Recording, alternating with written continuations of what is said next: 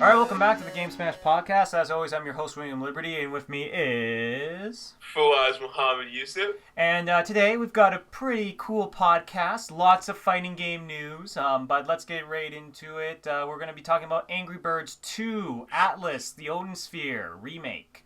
Atlas's new game is getting teased. Dragon Crown soundtrack. Blaze Blue Central Fiction. MKX DLC with Tremor. Street Fighter V will have 16 characters at launch. New character Nikali announced. And just EVO 2015 in general. All the highlights, all the crazy things, you know, all that good stuff. But let's talk about what we played this week. So, Fawaz, I played more Valkyria Chronicles. You know, played some more of that. It's, it's really good. I am having a lot of fun with it. And it is way better than I thought it was going to be. Like, I didn't know what to think about it when I heard about it, but as soon as I started playing it, I really got that sort of XCOM tactical feel to it, so it's really, really good, and I'm having a lot of fun with that. The only thing is that I guess you could say that the missions themselves take a lot longer than XCOM's missions, because they're more intricate and detailed, whereas like in XCOM it would be like, alright, you land your 6 troops on the field, and then it's like, alright, 6 troops are on the field, kill all the aliens, then mission's over, right? Yeah. Whereas, like, most of the missions on Valkyria Chronicles have other things where it's like, all right, drop in 10 troops, one of them's a tank, get the tank to this point so it can destroy a bridge or something like that. Yeah. And it's like you're moving all 9 characters a la XCOM where you move and shoot and all that stuff. Yeah. So sometimes the actual, like, battles can take up to a really long time. But other than that, it's still really, really good. And then I actually rebought Skullgirls for the PS4 because it had a PS4 launch. Okay. With all the DLC and a couple new features. The one feature that I feel like I kind of wish was in the original launch of Skullgirls was you know how there's a story mode in this game, right? Where you pick a character and you fight to become the Skullgirl or whatever, right? Yeah. And before it was all just text. With, like, character, like, you know, kind of persona. It would have a character picture and then there would be text. But there'd be no voice acting, right? Now they've added voice acting. And it makes a huge, huge difference.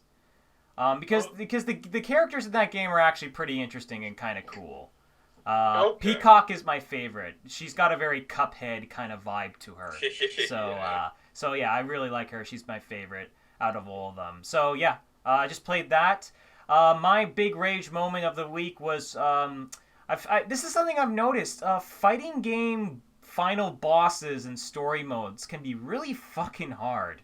Yeah. Yeah, and this one in particular was like, you fight the Skull Girl when you get to the end of the story mode with whatever character you're playing as, and my god, it took me an hour and a half to beat this boss on normal. And I don't know if that's because I suck or if the boss is just really, really hard. It could be a bit of both. Yeah, I think because a lot of them are designed to be really cheap. Mm-hmm. Yeah, a lot of them are designed to be very, very cheap. But because, like, for example, in Guilty Gear, like most fighting games, the boss character is not even a playable character. Yeah, exactly. Yeah. In Guilty Gear, the version of Ramluthor that you fight is not the version that you are allowed to use because she does stuff that is just not fair. Yeah. So I can definitely see that. Yeah, but that's what I've been playing this week. So what about you, Fawaz? I've been playing Helldivers primarily. Okay, cool. They released another update which introduced pretty much the equivalent of raid bosses. Oh, okay. Yeah, so how it works is in every sector there's 3 bosses, one for every race. In every sector you need to get 50 influence points. Mm-hmm. And then once you get 50 influence points, you gain access to this planet that you can go on that planet and you fight a boss specific to that race. And the bosses are pretty cool. I only managed to fight the Illuminates boss. Mm-hmm. but it was pretty cool. He was like a giant spaceship looking dude, and he like because the Illuminats use a lot of what are these things called? They use a lot of what's the word? Well, What's like the word I'm looking for? pulse? Status Oh, effects. You know, like they hit you with okay. an ability. They hit you with this thing you can't move. They hit you with this thing, and your controls get reversed. So Yeah. he used a bunch of that, and then when the battle starts getting more heated, he calls in backup, and it was a lot of fun. I quite enjoyed it. It was me and three other randoms, and we did pretty well considering we weren't communicating with each other. Right, They right, also right. they also released a patch that increased the level cap, so now the level cap is 30. Oh, There's okay. just three new characters, and they also released some paid DLC, Hmm. which was some new stratagems. So some cool vehicles. There was they introduced a motorcycle. Yeah, yeah, I saw the trailer for that. That looked pretty sick. Motorcycle with like a with like the sidecar. Right, They introduced a two-person tank, right. which is a bit of a change from what we're because the only tank we had was like a four-person tank. It was just a two-person tank. Right, right. And then some other cool, interesting, unique stuff like a turret that you can actually pilot now. It's like it uses anti-tank rounds, so I'm definitely gonna be using that versus those shitty ass cyborgs. Right, right. And yeah, overall, man, I applaud them for supporting the game Mm-hmm. with free and paid DLC. Mm-hmm. Yeah, like Yeah, it's a good way to do it. Like, have some free DLC so that people can return to the game, but to help support the game, put a little. And the thing about the DLC for this game is that it's fairly priced. Yeah. Like I never saw something that I went, oh, that's way too much. Like Yeah. it's all around like $5 to $3 for like a set of weapons and stuff like that, and you're getting a decent amount of stuff with that. And they're just as an aside, they're re-releasing the whole game. They're giving the game a retail release in August, like the middle of August. It's gonna have the game and all the DLC and everything on it. So like a super duper version, essentially. Yeah. Like an HD, like like a Game of the Year edition. Yeah. But that's what I've been playing. Cool. Well, let's get into some news now. So biggest headline of the year: Angry Birds 2. Yeah. Ooh. You know what was funny about this announcement for me? What? Tell me. Was that I was like, I could have swore we were on like the 15th version of Angry Birds. Yeah, I know. It's kind of funny because it's like they technically this is officially Angry Birds 2, but there's been so many spin-off versions of Angry Birds that it's like, what's the point of? Yeah, I'm like, 2. you guys have some nerve calling this Angry Birds 2. I mean, unless it's literally like the 12th game in the series. Yeah, well, if you don't account for like Bad Piggies or something like that, and it's like because like it caught me off guard. I was like, really? Like there's Angry Birds Star Wars, there's Angry Birds Star Wars 2. Right, yeah, exactly. Transformers, there's Angry Birds Space, and then now you're like, oh, all that was no. Now this is the actual sequel. This is where Birds. shit hits the fan. All right, here we go. Yeah, so we'll see. It's coming out on the 30th of July. Hmm. Yeah. So we'll see about that. We'll see about that. Sorry. No, it's just I guess it's kind of interesting that they're doing 2 now, out of old times. But I'm just like, I'm indifferent with Angry Bird. Like it's an okay game. It's a time waster game. Like that's what it's built for. It's built for when you're on like an hour-long bus ride or something like that, and you've got nothing to do. Like that's what it's kind of meant for. And that's a whole other discussion about how those kind of games have unfortunately spawned the worst of the worst that iOS games have to offer. But like, but that's a whole other topic. So, whatever. Angry Birds 2. If you're happy, you're happy. I'm just indifferent, really. But something I'm not indifferent about, Atlas Odin Sphere remake for the PS ecosystem. So I didn't really know much about Odin Sphere, but then you showed me a trailer for it, and I was like, this looks pretty good. It looks like a tamer version of Dragon's Crown. You know, like Yeah, it looks good. Like the Vanilla-ware's art, it never ceases to amaze me. Like it just beautiful, beautiful stuff. yeah. Yeah, they had a Vanilla-ware. They had a little stream on Monday where they announced the Odin Sphere. It's like a remake, so it's not just an HD re-release. There's gonna be some rebalancing. There's gonna be new bosses, some new areas, and all that stuff.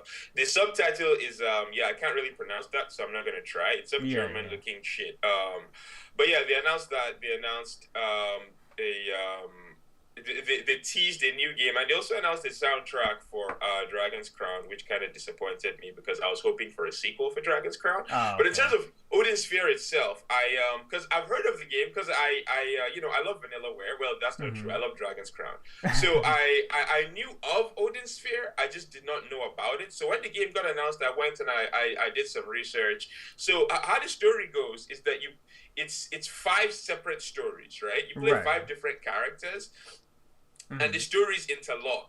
Like the protagonist in one story will be the antagonist in another story, Yeah, yeah, and yeah. stuff like that, and they overlap. It's let me see if I can remember all the characters. There's a Valkyrie. There's a Mm. prince who gets turned into a rabbit. There's Yep. a Dark Knight. There's a fairy-looking Yeah. chick, and there's a witch. Yeah. So, oh wow, I should have remembered all five. Ah, So there you yeah, go. Good job. you play one story and then you finish that and you play the other. You don't play them like you don't hop from one. You don't hop back and forth Yeah, between them. yeah. You There's no finish like one. character switching on the fly, sort of like which story perspective do you want to, play through. Yeah, yeah. So then when you finish all of them, apparently there's like five separate boss battles and multiple endings or shit like that. But in terms of gameplay, how the game works is it's like it's not turn based. It's like an action RPG type game. So you Yeah. have your combos and all that stuff. But Mm-hmm. then there's you. Oh God, let me see. Let me get this. There's a bar. There's a limit. So to prevent bossing machine, there's a limit to how many uh, there's a Abilities limit. you can use. Yeah, there's a limit to how many actions you can use. So you have to you have to balance shit out like that. You don't just mash, mash, mash, mash, mash, mash, mash. You do a little bit of attacking, and then you use some items because apparently there's an alchemy system. You can grow plants and stuff like that. So then you use those items to let your attacks recharge and stuff like that. And overall, man, like I was just looking at old reviews of the game, and IGN called it like a one of the best RPGs on the PS2. This is the PS2 we're talking about. Yeah, Yeah, like. yeah. So like, it came out at the tail end of the PS2's life cycle too. Mm-hmm. So like, IGN praised it, GameSpot praised it. Like everywhere I've turned, the game has been getting a lot of praise. Mm-hmm. So I'm definitely excited. It's coming out in January in Japan, and we don't have a stateside release date for it yet. Mm-hmm.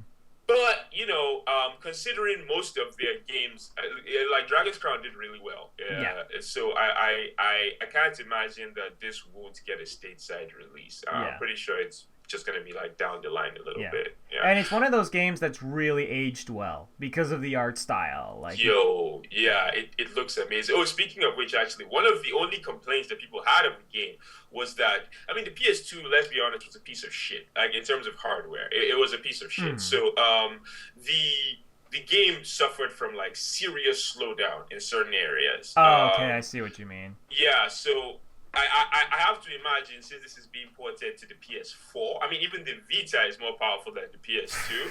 I have to imagine that one downside is going to be taken out completely. So Yeah. like, So I'm really it will just excited. make the game better. Like, and Yeah, that's yeah. all you want to hear. That's all you want to hear. Uh, They also teased their new sci-fi game that we talked about like a long, long time ago. yeah, They showed that. yeah.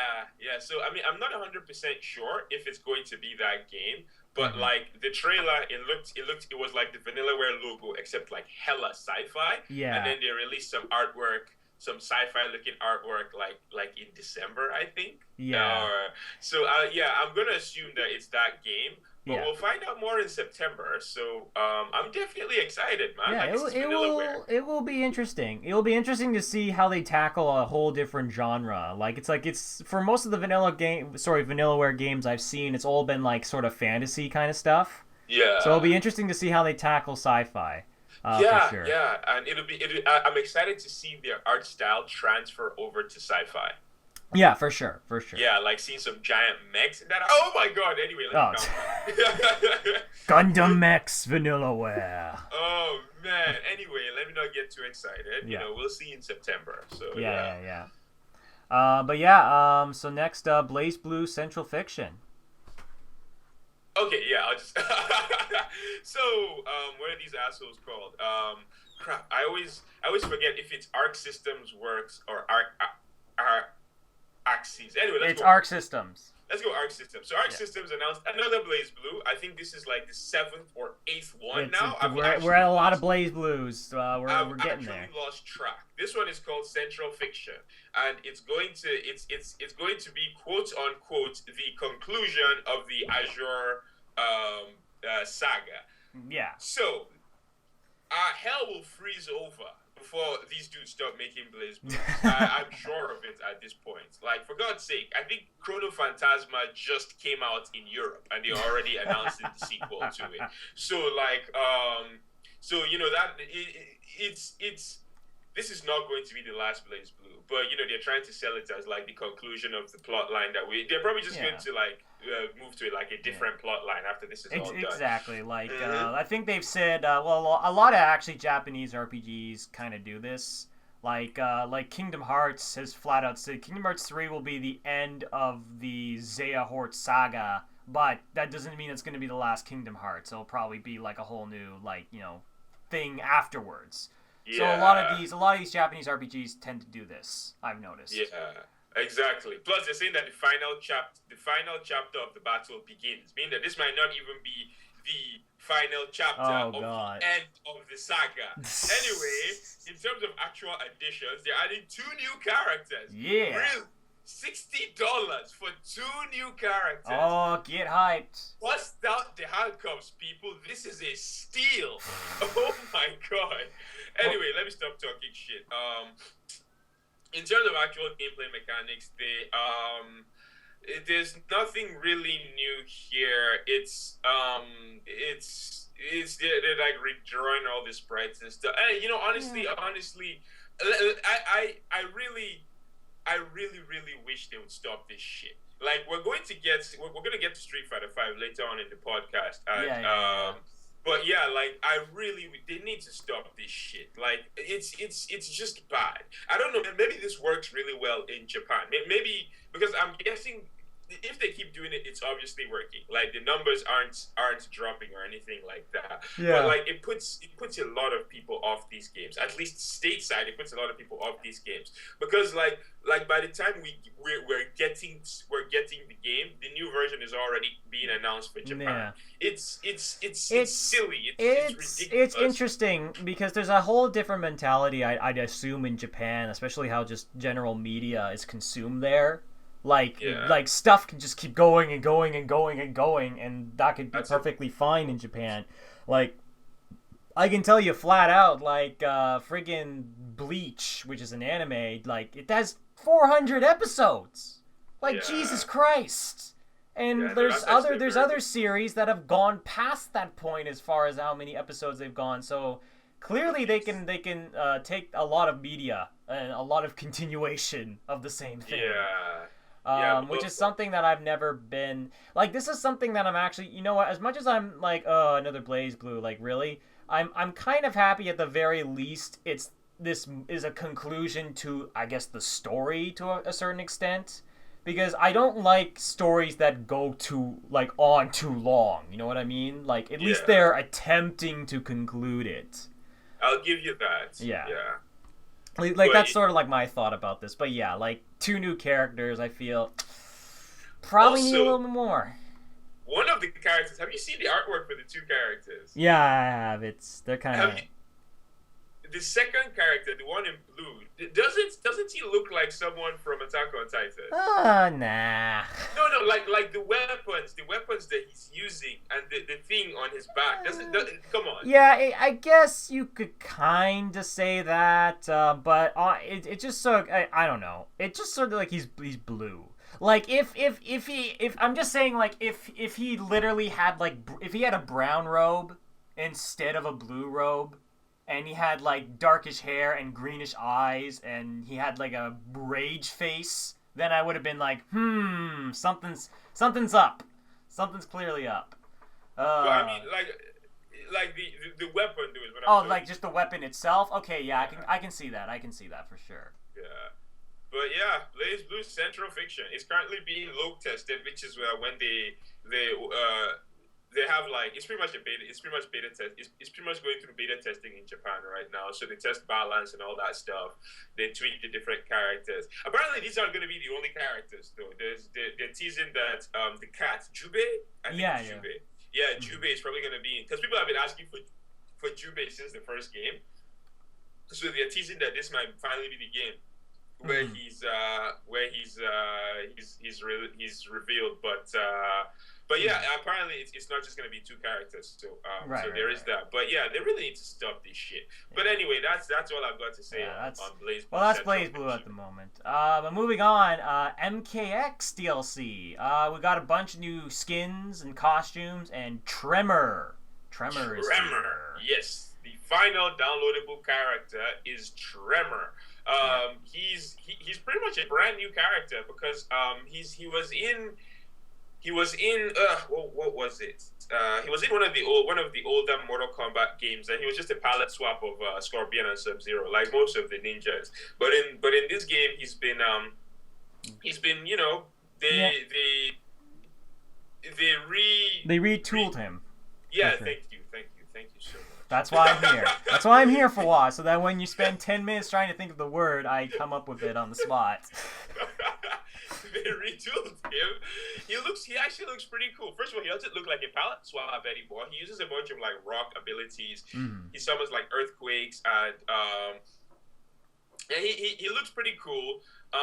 His fatality was Yeah. pretty awesome. He like brings up rocks from the sides and just Just crushes crush, him. Yeah. crushes you in between them. And yeah, he pretty much wraps up their DLC. So it was Tremor, Predator, Tanya, and Jason Voorhees. So he's the culmination of their DLC plans. But they did say, and who didn't see this one coming, that there might be more DLC characters down the line. Yeah. I can imagine the characters probably sold pretty well, especially like Predator and Jason. Yeah. So we should probably expect more characters down the line. But overall, Yeah, like I think everything that I've saw, like I did like Predator. I like how Predator turned out. Jason was a little bit kind of okay, but yeah, I think the DLC for this game so far has been pretty solid. I think pretty solid. Yeah, but moving from that to Street Fighter Street 5. Fighter. So Street Fighter. So Capcom announced Street Fighter 5's. Oh my god, I'm so excited right now. Capcom announced Street Fighter 5's. First of all, they announced that the roster is going to be 16 characters, which is kind of disappointing. But I honestly, like I've said before, like I would rather have a more rounded, more interesting character list than a giant one. this is true. This is exactly because I had this argument with my friend. He was like, "Don't I feel 16 characters is too small?" And I'm like, "On paper, it's too small, yes. But MKX had 24 characters, and there was not a single character in that game that I liked. Mm-hmm. Guilty Gear has 16 characters, and I'm trying to learn 3 at the moment. And there's, because if there's only 12 characters in the game, but it's 12 really, really unique characters, then I'm perfectly fine. So yeah, it's gonna have 16 characters at launch. 4 of them are going to be brand new characters. Right. We're gonna get to one of the new characters later on. But yeah, but that's not what's really exciting. What's exciting is that they're gonna release more characters down the line, but you don't have to pay for them with real money. There's going to be 2 types of currency in the game: fight money and zenny. Fight money is going to be earned by just playing the game. You play the game, you play arcade mode, you play with your friends, you earn fight money, and then you can use fight money to buy the characters when they're released. On the flip side, there's zenny, and zenny is going to be actual money. So say you don't feel like say the character comes out, you don't have enough fight money saved up, and you don't feel like grinding, you can buy actual zenny and just buy the characters. Now, I really like this. Okay, yes. now just disclaimer. this all depends on how this is Implemented. handled. Um, If you earn five fight money, let's say, yeah, if you earn five let five you can fight do money. you can do this Oh, for that us. doesn't sound right. You can do this for us. And sorry, if you earn five fight money per fight, and then the characters cost 1 million, then Yeah. I don't like this as much because that's ridiculous. Yeah. It's like, but Uh, if the pricing structure is okay, like mhm. I figure that you're gonna need to grind to an extent. Yeah. The way that I see it, League of Legends does this really well, in which a game of League of Legends will get you about maybe 200 influence points if you win, and maybe 100 influence points if you lose, right? Yeah. And a character, like, it will take you a while to get a character that's brand new. But honestly, if you wanted to get like a character that costs like 3,000 influence points, like you'd only have to play for like a day or two, and then you can just get it, or you can buy it. Yeah. And I feel like it's a fair enough system in which I feel like you're making enough influence points per game to warrant, grinding for it if you really like it. Or if you just want to say screw it, I just want to get the character now, then you can just spend like $5 or $10 and just get the character or whatever. Yeah, and then like this is a fighting game. I guess for me personally, I spent like hours playing fighting games. Like if we can get fight money from doing literally everything, because like I spent hours in training mode. I spent hours just practicing my combos and my setups and all that stuff, right? So if we gain fight money because Guilty Gear has a world dollar system. I mean, you can't buy characters with the money. You can buy like concept art and soundtracks and all that stuff, right? You don't gain world dollars for practice, and you don't gain world dollars for playing online. Right. So, if hopefully Street Fighter 5 does not do that. If you gain fight money for practicing and playing online, like I can't imagine I'm ever going to need to grind. Yeah. To unlock it really does depend on how fast you can get these points or like the fight money in the game. But it's a good system because this is something that I was a little bit like they flat out said in the article. It's like we realized that if you took a break from Street Fighter 4, it's like, oh, I want to get back into Street Fighter 4. Oh wait, Super Street Fighter 4 is out. Shit, now I got to upgrade to that. Yeah. And that I could see a problem. That was a problem with I think how that kind of worked. Yeah. In which it punished people for not sticking with it. Yeah. Yeah. Oh, yeah. That's actually one thing I forgot to mention is that all the patches for this game are going to because like with Street Fighter 4, some of the patches were attached to like you had to buy some of the balance patches, period. Because like Super Street Fighter 4 had a bunch of balance patches in it, but then you had to buy Super Street Fighter 4 to get the balance. Even if you didn't want the characters, if all you wanted was the balance patch, you had to buy Super Street Fighter 4. Right. And they were like, you're not going to do that this time, and I'm like, well, you better not, because that's some bullshit. So yeah, the balance patches are all going to be free. Yeah. And overall, they're just talking about rewarding people for playing the game. Like if you play the game, you can get the characters, and if you don't play the game, you can just buy them, right? Yeah. So I'm really excited. And then on the next day, they announced a new character, Nekali. Brand new character. Yep. I'll let you take first swing at this. Oh, okay. Because I wanted to say something just really quick, and then you can go just dive right into it. Because we talked about last week, right? How they showed off Ken, right? Yeah. And we all kind of went, wow, Ken's hair looks like shit. And I feel like they heard this podcast and went, oh, you want to see some sick-looking hair? Well, here you go. Fucking Nekali. Yo, his hair is lush. Luscious. Oh, my God. He definitely uses L'Oreal, for sure. But yeah, from a gameplay point of view, he actually sounds pretty cool. So, his V skill is gonna be a ground pound. Real quick, do you know about like the system stuff in Street Fighter 5? Like the V skill, the V trigger, and the V reversal. Do you know of that stuff? Kinda. Okay, here I'll just get into it because I don't think we've actually covered it on this podcast before. Yeah, so fair enough. Street Fighter 5, real quick, it has a couple of gameplay systems called the V trigger, the V skill, and the V reversal. Right. V skill is something that every character has, but it's unique to every single character. Like you activate it by hitting both medium attacks, medium punch and medium kick, right? Right. And it's like Ryu's V skill is a parry. So like say someone is about to hit you, you hit medium punch and medium kick. With Ryu, you parry the attack. But then Ken's V skill is a dash, so he can dash cancel all his moves. Right. So it improves his pressure and stuff, right? Right. Bison's V skill, he absorbs the fireball. Right. So if you shoot a fireball at him, he just like straight up absorbs it, and I think he can fire it back. Yeah, I think he can reflect it or something like that. Yeah. So Nekali's V skill is a ground pound. So like it's you can adjust the location via directional input. So I guess forward and V skill or back and V skill, and it changes the distance. So it's because he seems like a rush down character. Mm-hmm. So this will probably help him get in on zoning characters and shit like that. Yeah. So that's his V skill. His V trigger is where things get interesting. So the V trigger is whenever you get hit, and with certain characters, when you use their V skills, you fill up this little gauge underneath above your super meter. Yeah. You can cash in the entire gauge to activate kind of like a super mode. Yeah. Like Bison's V trigger, he gains like a special type of dash where he because like normally Bison in this game is really slow. His walk speed is slow and his dash isn't very good. Right. But when he's in that mode, he can teleport really, really far and stuff like that. Right. Chun-Li gains like extra hits on her attack, and like some characters do more damage, stuff like that. But here's the thing: is that the V trigger, it lasts for as long as the bar lasts, right? Right. You activate it and the bar starts draining, and when it empties, it's all good.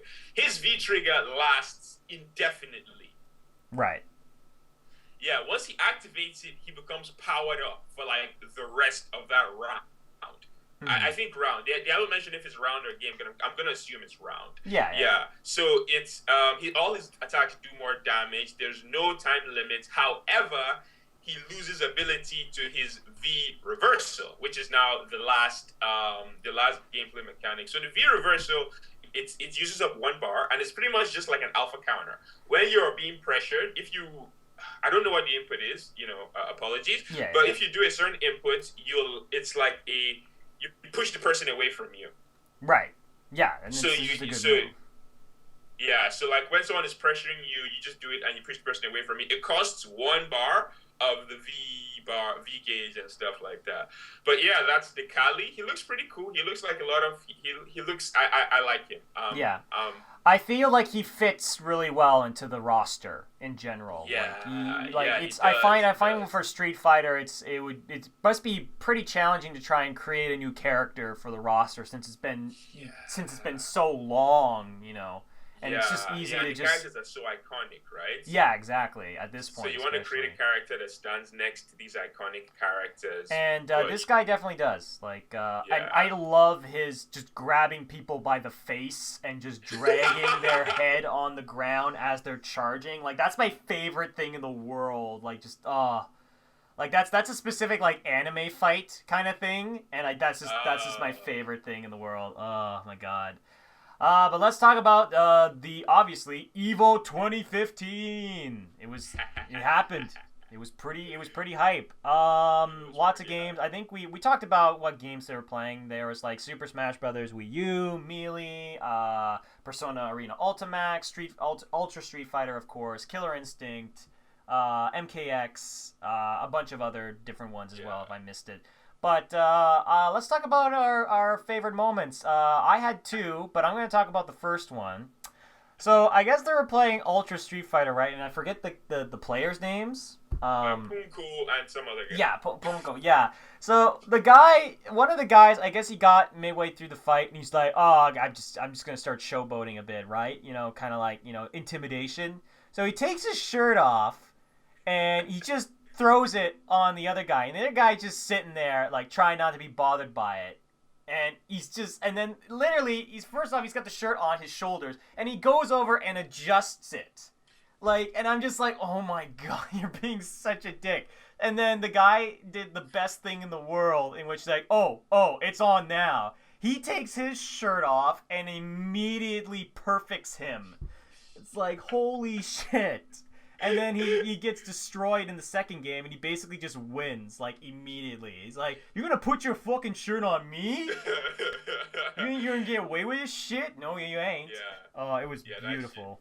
That shit was too funny. Oh my god. Yeah, like cuz Punko is a pretty he's a pretty amazing player. I don't really know the other player. I feel kind of bad, but it was pretty funny. See, it was you that because I didn't get to watch pools for Street Fighter 4 because I was working. So it was actually you're the one that mentioned it to me and I had to go look it up and oh my god, it was so funny. Dude takes his shirt off, puts it on Punko. Punko is like, "Cool." Takes his shirt off, perfects the guy. I was like, yeah, you poked the bear. You shouldn't have poked the bear. Like that's something you just don't do. No, you really don't. Yeah. Oh god. So what was your other moment? Well, I thought you were telling me that you wanted to take this one because it was early celebration. Go. So it's Guilty Gear. It's top 8, right? Right. Woshige versus Ogawa, two really good Japanese players. Right.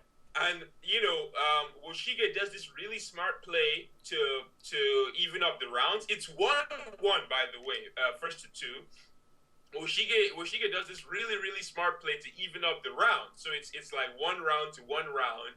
But then Woshige thinks it's over, so he gets up and he's celebrating. He gets up and he's like, he has his hands in the air. He's all happy and stuff. Oh my god, I finally beat Ogawa. And then he turns around.